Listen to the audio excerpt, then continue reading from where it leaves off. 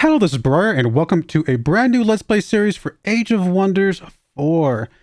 We did play our last run not that long ago, and I had a lot of fun with it, so I wanted to get right into another run here. We are going to be playing this one on hard difficulty, but we'll see which kind of realm we play in and which race we'll play at. You guys already know because you guys have seen the thumbnail and the title, but I don't know yet. We'll look at it here in just a moment, but I'm looking forward to this. I hope you guys are as well, and let's get right into it.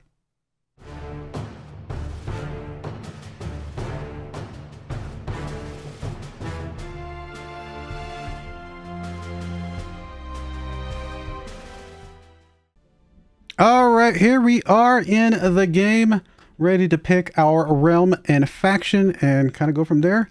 Last time we played the Rise of the Godir Story Realm 1. I think I'm going to actually play Story Realm 2. I'm just going to go right through these. Why not? I don't have any specific preference. I mean, at some point I might do some sort of random custom or whatever, but for now, or kind of create our own realm basically. But for now, I'm okay with sticking with some of these story realms and just kind of playing through things a little bit. This one, I believe, yeah, it says it's an enchanted archipelago, which would be kind of interesting. Let's get into here and we'll see what this is. Become an ambassador of the Covenant and venture to the enchanted archipelago where a once banished wizard is abusing the currents of creation. Investigate the goals of the Shadrai Alliance and free the realm from the Siren Goddess. We do have islands, so the realm consists of several small landmasses separated by oceans. Each empire has their own landmass. So in order for us to get to other empires, we will need to go by water, which is going to be something different. We didn't play any boats in the last run, so this will give us the opportunity to build some ships. Wildlands. Wild animals are common on this realm, replacing other infestations and ancient wonders. So we got lots of animal units. The construction ancient wonders such as ziggurats are absent. Okay. Small underground, so not a very big underground realm for us to look at. Not a big deal. I think that'll be fine. And low population, so there are going to be very rare free cities. So it's going to be mainly just the main factions, and that's going to be it. Like I said, we're going to play this one on hard. I played the last one on normal. I thought that was pretty easy, all said and done. So moving hard is a big enough step up that, well, is exactly what it sounds like. It is hard. Last time we played as Alfred Elderstone of the Destined Humans. I actually had a lot of fun with them. I think we're just going to write down the list. Again, I mean, I have no rhyme or reason.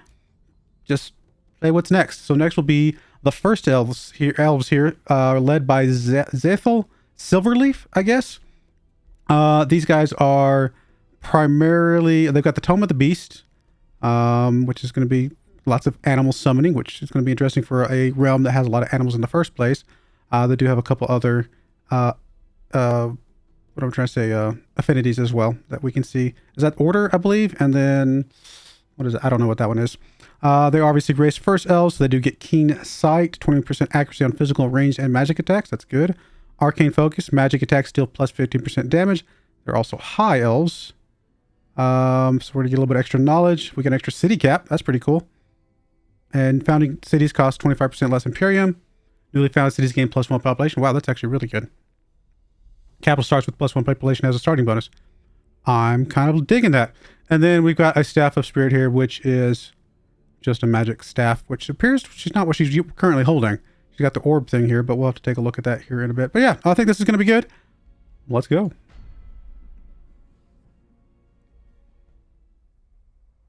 The astral sea connects all and everything. To most, it is merely a way to travel between worlds, yet some call the astral sea itself their home. Of the many beings who reside within, the curious mare are the most gentle. They swim through the magical currents with ease and use their voices to guide lost souls to safety. This is the story of one such mare called Elia, whose curiosity led her to misery. All right. This particular young mare was intrigued by the worlds that connect to the astral sea. She was specifically attracted to a realm called the Enchanted Archipelago, for its tides resembled her natural habitat, yet felt so different. But it did not take long before Elia's visit turned into a nightmare, when she was captured by a capricious Godir called Nimue, who sought to study her for her beauty and power. The self-proclaimed goddess, Nimue, used Elia in her efforts to create her ultimate race of followers. But her results never lived up to her ever-shifting demands. Elia was forced to watch Nimue drown her own creations over and over again, only to begin anew once more. The horrified Elia, shackled and sequestered, could only sing a desperate song carried by the currents over the astral sea. Elia's song reached Mage Haven, where the Covenant, a virtuous alliance of Godir, heard her plea. The Covenant sought to uphold the ancient agreements of peace and stability, and were thus concerned by the song about Nimue. Had the siren goddess gone mad with power, or was another force at play? One zealous Godir of the Covenant volunteered to investigate the enchanted archipelago and liberate it from Nimue's drowning embrace. I guess that's us. Maybe.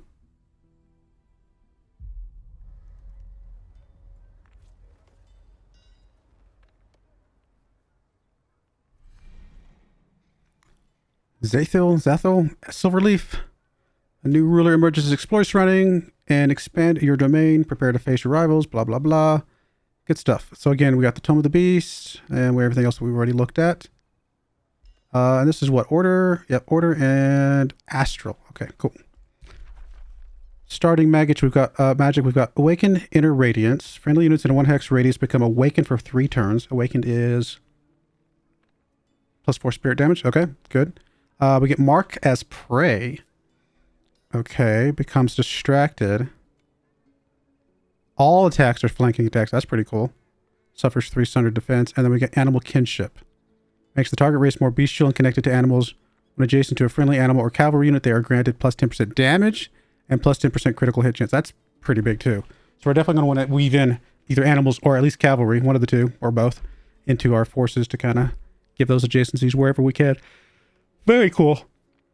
All right, let's go. The Enchanted Archipelago. Unique Pantheon quest. We got to get Elia's Prison explored, which is optional. Victory reached, which I guess is defeating the Siren Goddess, I assume. You arrive at the outer edge of the Enchanted Archipelago. You are greeted by a wistful voice, the one that pulled you to this realm.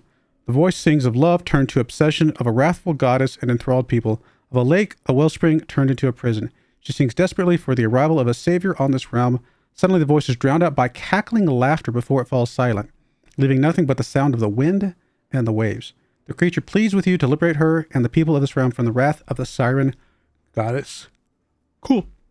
All right, we can definitely take that on. Obviously, we don't have a choice.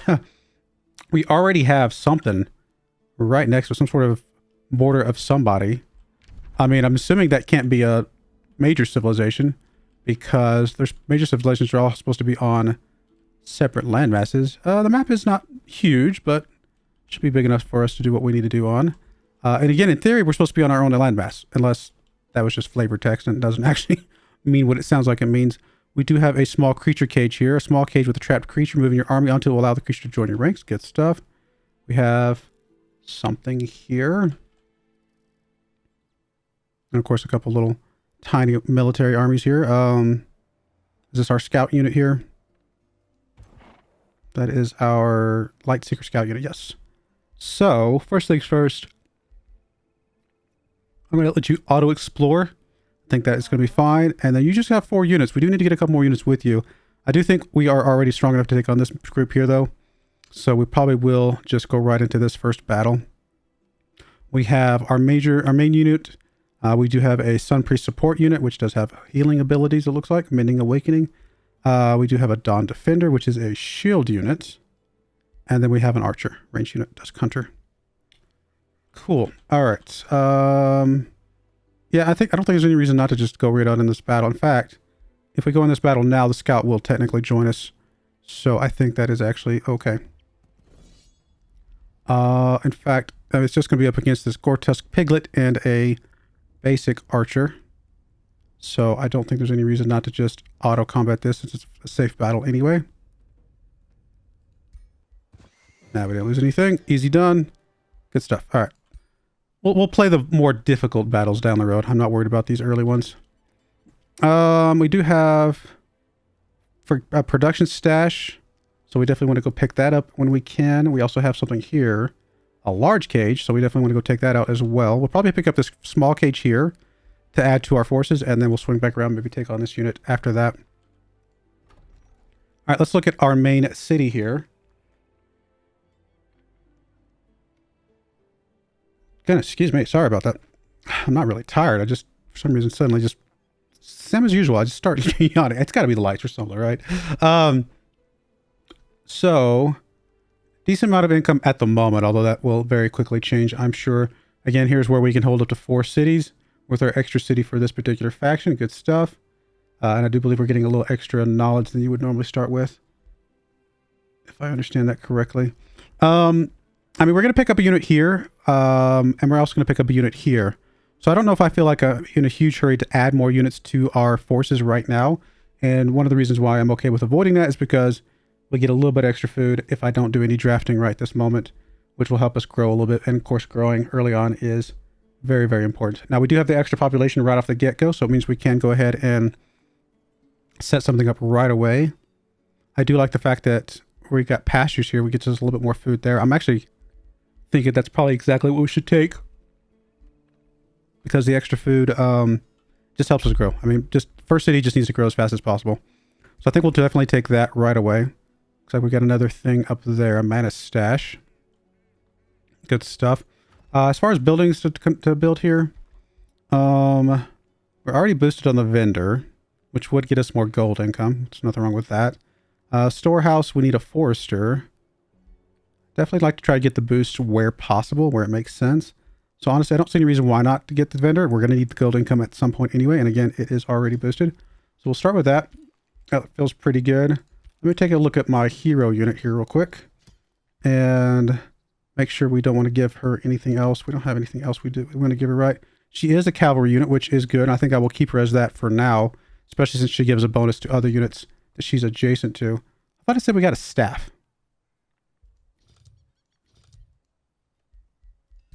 Yeah, I don't know. Maybe I misunderstood. It's all right. Anything else we want to change? Obviously, we don't know anything about diplomacy, although there are 3 other rulers, not a lot. This is our quest. We'll take a look at those. We'll get into those more later. Yeah, I don't think there's anything else. I think we're good. And there's our 2 armies there. I think we might actually hit a next turn here pretty early on. Orders required. You need to make your way down to this unit, please. Nearing the prison. Elia's song grows louder. You feel her prison is nearby. Suddenly a rift opens, allowing you to spy on a half-masked god speaking to Nimue. What is this I hear about the imprisoned mayor? I think that's God. They kind of put a little trill on the R. The unknown god says, we agreed that you would set her free. She has served her purpose. Nimue scoffs. We discussed it and I decided against it. My work is not yet done. Lethal? The half-masked god answers annoyed. You fool. The Covenant is investigating already. If they found out about the Gilder Coil, blah, blah, blah, or ... The god called Lethal attempts to argue further, but Nimue dismisses her, unaware that you overheard this conversation. Okay. Interesting. We have this right here, which is a ruins of a city. A lot of little things to pick up on the map, so that's going to be good. Again, we just want to keep going down there. And then we can set some arcane research here. Summon wild animal. Summons a random tier 1 animal into the target world hex. Summon small chance of summoning a tier 2 animal. The animals possible depend on the type of terrain the skill is cast on. That's interesting. This will give us our scout units a little bit more movement, which, I mean, we're on islands, so typically on island type maps, your scouts can only do so much. So I'm not sure if we want to go that route. A support unit that empowers your animals and affects hostile animals. That's kind of cool. Kind of like this wild speaker, just kind of more animals into our mix, right? You're not casting on it? Why are you not selecting?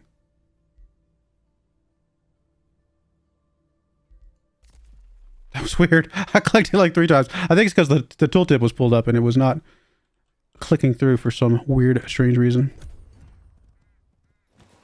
Oh, you went ahead and picked that up. I appreciate that, Scout. Gives us some production. Actually speeds up our thing quite a bit, actually. It's actually already done. Call of the Covenant. Cat people. The voice of an unknown guardian reaches you from beyond the astral sea. Wild guardian, Zethiel Silverleaf. The Gaudier of the Covenant hope you arrive safely. My name is Shira Snowblood. I was one of the Gaudier who heard the song of the being called Elia. I'm glad you volunteered to investigate. We of the Covenant must act upon any call for help. First, we must verify these allegations against Nimue. The Covenant urges you to visit the native city of Edendum. Isn't that the one that's right next to us? No. I think it's something else. Which should be near you. Okay, well, it is near us. Its people may be of aid for your investigation. Yep, sounds good. Yeah, Edendum. Okay. We will definitely go over there after we pick up the small caged animal here, I guess. Orders required. In fact, let's go ahead and pick this up first. Get us a vampire spider. Hatchling. Sure. Wait, does that not come to our... Oh, yeah, there is. Come into our little unit here. So we got at least a beast unit now. So between the cavalry and the beast unit, we should be able to get some good adjacencies here. And I guess we'll swing over here real quick. Drowned Echoes. You approach what should have been a proud city, but which now seems to be nothing but a brackish swamp. Broken stone structures jut out from the waters, quickly crumbling under the constant lashing of the elements. Splashing through the once bustling streets, your army finds no signs of life. Bloated corpses riddle the streets and rotting markets. It seems as if they did not even have time to flee the tide that took their lives. This entire city, an entire people were drowned. Your army stands silent as the rain falls, warning what to do. Getting some Imperium would always be good. I do think we are going to be a good alignment like we were in that last game. I mean, I'm sure at some point we'll be dark alignment, but it feels like good alignment for these guys would be makes sense. 113 knowledge is basically 2 turns of knowledge. 211 gold is basically 2 turns of gold. And then this is basically 2 turns of Imperium. So 2 turns of all that stuff, or just some good alignment. I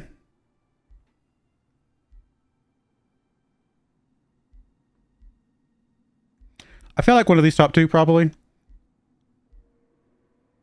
I don't want to get the gold. I think we're okay with gold for the moment. Knowledge, I mean, we'll get enough knowledge at time, I think. So I think it's really one of these top 2. It really feels like it makes more sense. Plus, thematically, it feels like it makes sense. You know, rebuilding the city, not forgetting them, or, you know, granting them their last rights. Both feel good.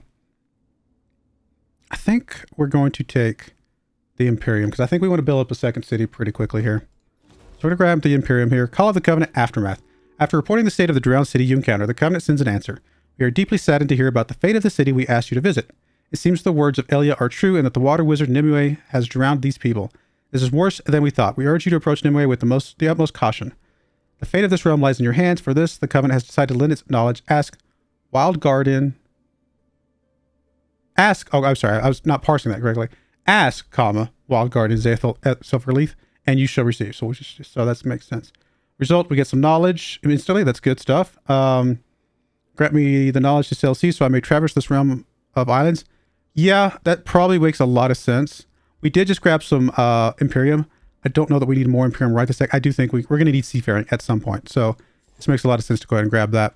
Be able to go overseas as needed. So we've already visited that. Our scout is actually going to go ahead and come down here for this.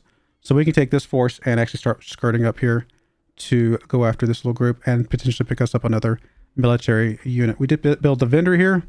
Good stuff there. We could attract some population right now, which would not be a terrible idea. But also allow us to build something else so that we can continue to build some of these internal structures. You know, I think we will. I think attracting population, it's only 30. I think that's fine. I do want to get us a forester, like, as soon as possible. Just to kind of get a reduction on the storehouse here, because why not? I mean, I could build it there, but I think building it here just makes some sense because it's the only thing that we can build there. We still gives us option to decide what we want to build there later on if we decide to change our mind. So yeah, I think a forester here is going to be fine. Gives us a little bit of food, right, and some production. And then that also allows us to come in here and build the boosted storehouse, which also gives us more food. Cool, I like it.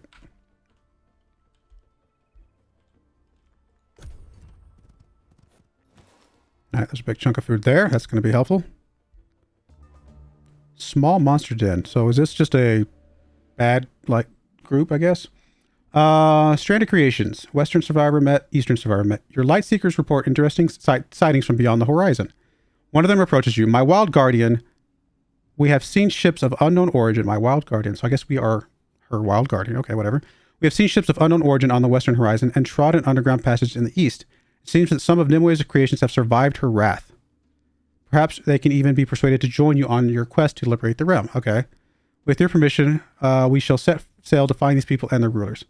Absolutely. So we get experience as a reward, stuff like that. Okay, no, we'll accept that quest. We definitely need to get some ships up and running so that we can get some scouting that way as well. In fact, that actually might not be... Can we build that now, or do we need to wait until we get a dockyard? We probably need to wait till we get a dockyard of some sort. So that might be our next build. The fisheries, you know, at least some food. It's not quite as good as a farm. Actually, let's see. No, I guess it is as good as a farm. So yeah, we'll definitely build us a fishery. I'm hoping that means that we will be able to build ships after that.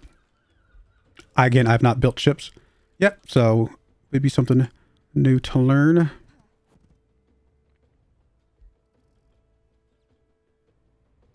There's Elia's prison right there.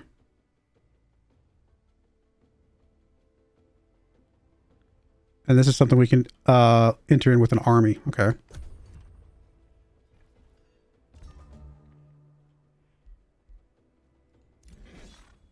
All right, I think we'll basically take this battle. It's going to be a little closer battle than we've had. We are facing off against 2 tier 2 units and a tier 1 unit. Obviously, we have our hero, but... Oh, no, you're a tier 2. But the rest of our units are tier 1, so... We will do this one.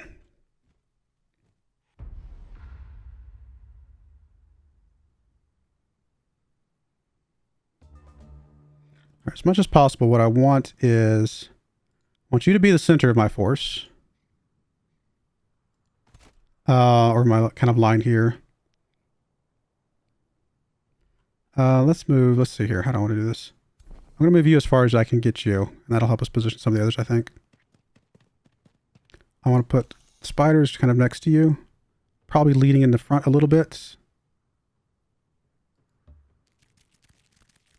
assume those are pretty weak. We probably won't be able to keep them around for very long. I'll tuck you back a little bit there. I'll put you over here on this side.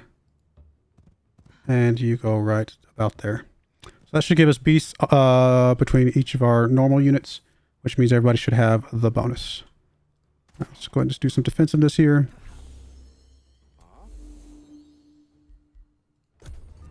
Let them come to us a little bit.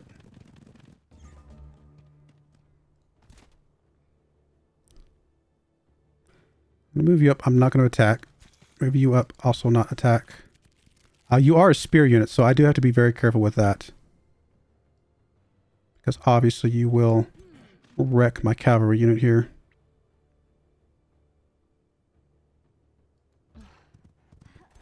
So if we can get a flanking attack with our cavalry unit, I think we'll be okay. Alternatively, if we could just nuke this with all of our other units, that would also be probably an okay option. It's only 80% there. Still, I think getting rid of this unit because of our cavalry would be a reasonable good idea. We do have the ability to make things distracted, as well as awakening our units, spirit damage.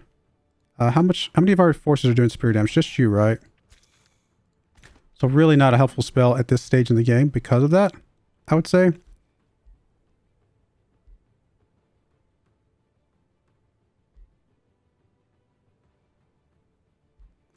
I mean, I feel like the marking as prey might not be a bad idea.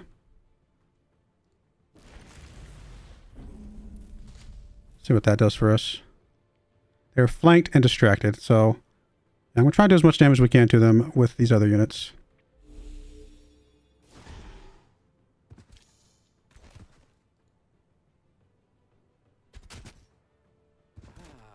So that means you shouldn't... Okay, you are going to still take a retaliation attack. I guess we'll take the retaliation attack with our shield units here. I think that makes the most sense.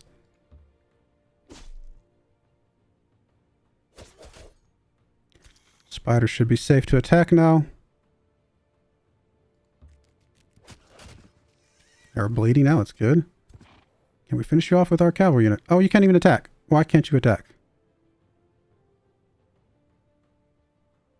What? Why can't you attack? You have a melee strike.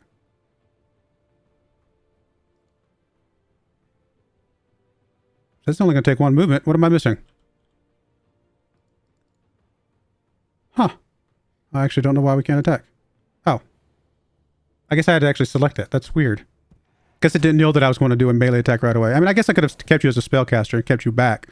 And maybe that would have been the smart move. But I think the melee attack did as much damage as the spell was going to do in the first place. So I think that was an okay set. With these two obviously haven't been touched, but should be all right. Okay, ouch.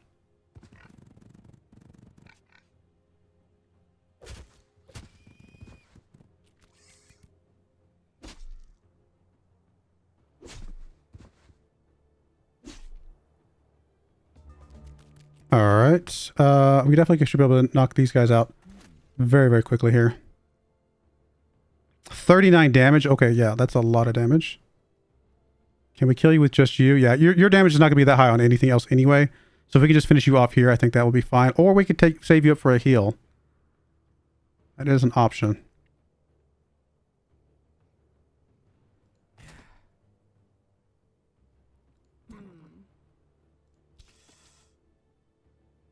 Retaliation is actually pretty light here, and this will at least get you killed off. I think we're going to go with that.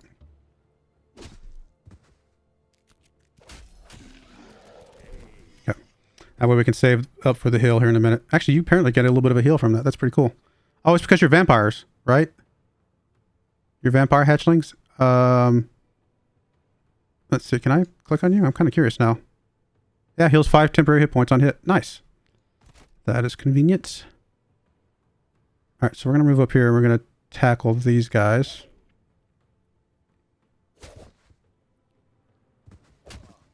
Did take a big chunk back, but I think we're okay with that.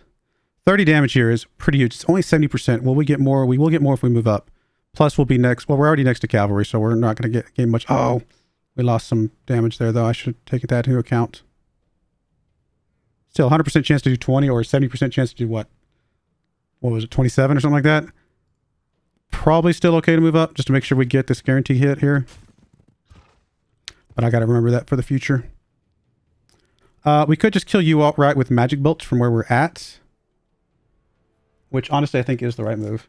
It's always good to just get rid of units when possible. And then I think you are going to cast a heal on this unit just to get it topped off. I mean, if nothing else, these spiders, I mean, they may not be that strong, but what they are is they are good for buffing our other units. So I'd like to keep them alive, obviously, for as long as we can. But as we get maybe stronger bestial units in the future, we'll probably go with those at some point. All right, we're just going to move you up, engage here. I think you're going to take retaliation, but I think we're going to be okay. Or no, are you? No, you're not. Never mind. So a lot to get them bleeding.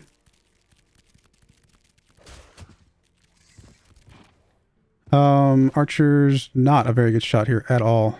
In fact, it actually doesn't get any better. Is it because of some benefit they have? Probably. So we might as well take the shot from where we're at, because there's really nowhere else that's going to get any better. Could we... Let's actually make you a target. I don't think that improves your accuracy, but at least it might improve your... I was going to say, it would get a kill if it does trigger. We did get a hit. I was going to say, as each of those shots independent they are, the fact that 2 of them hit at 40% rate is awesome, obviously. You're only at 50%. I mean, honestly, I feel like at this point, then it's probably just better to... It's almost better just to engage you with melee, but we'll take the 30 here. All right, it was just a graze. Oh, we did get a second one, though. Good stuff. All right, well, that was an easy attack. We kind of thought it was going to be, but it's good to kind of see how things work out together. Easy, easy, easy. That should give us a, what is it, a Wind Rager? Which is a what? I thought I said animal unit. This is an elemental unit. I must have misread it. All right, so that doesn't really help us with our our bonuses or adjacencies, but still feels like a decent unit to have. We'll take it.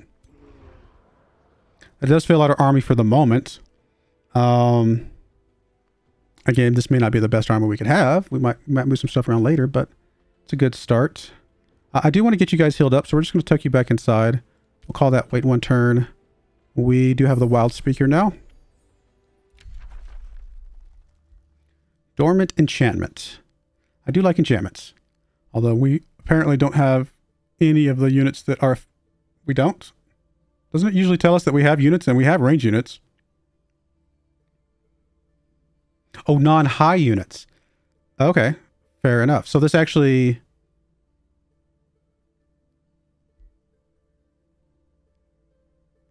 Huh. Alright, alright. Interesting. So we don't have any units that can benefit from that. Warding a Blessing. Heals 20 temporary hit points, gains 2 bolster resistance. I mean, that could be useful. And of course, we still have the Call of the Wild. All friendly animals and cavalries gain +2 bolster defense and +1 strengthen. Well, we do have one of each at the moment. And we definitely want to have more animals down the road. So I think we'll go with that. I think we're going to be very animal focused. Can annex another province here. I did say we wanted to get us a fishery of some sort, so we can hopefully get us some ships, assuming that's how we do that. I actually don't know. So we'll just grab this basic fishery over here, I guess. Does that now allow us to recruit some ships? Does not. Then it must be a... We've got the technology, so what are we missing? I actually don't know. Oh, I know what it is. I think we can convert that into a shipyard, right? Yes, yes, yes, yes. We've got the forester. We can turn this into a shipyard, and we can get us a ram warship. Okay, that's right. Now I remember. Did we want to recruit anything? We can recruit us a wild speaker here.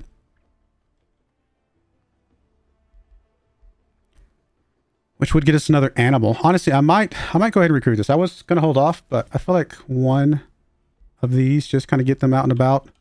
We'll probably replace something here. I don't know what we'll replace, but just to give us some more animals floating about in our forces. Speaking of animals, there's a bunch of units over here. And then our ruler leveled up. So we're currently a spellcaster. I guess we'll stick with that for now, although it's interesting that her quick stab does... Well, I say theoretically more damage. I think her magic bolts does increase damage if we don't move, right? Is that what that kind of symbol means?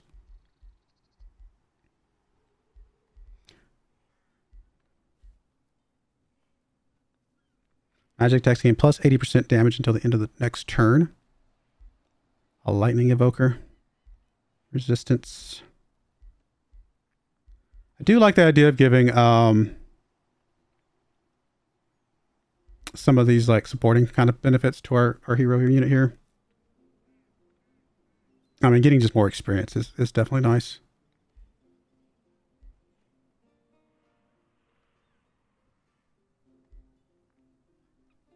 Yeah, I think we're going to go with I think we're going to go with experienced leader. It just makes sense early on to get as much experience on our units as possible. All right, we're going to let you wait a turn.